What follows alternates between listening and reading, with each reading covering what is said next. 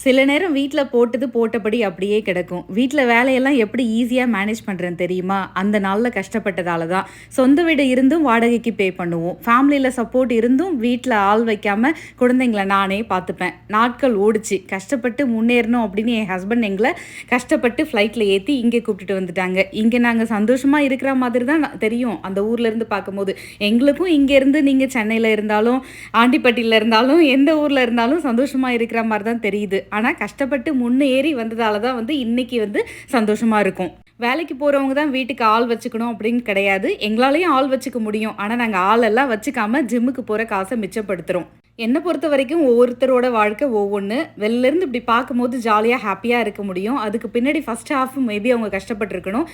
இப்போ சந்தோஷமா இருக்கலாம். இல்லன்னா இப்போ கஷ்டப்பட்டுருக்கலாம். அப்புறமா சந்தோஷமா இருக்கலாம். வாழ்க்கை அப்படிதான் ஒரு சுழற்சி மாரி மாறி மாறி வரும். ஒரு நிமிஷம் வீடியோல இவ்வளோ தான் பேச முடியும். லாங் வீடியோக்கு சப்ஸ்கிரைப்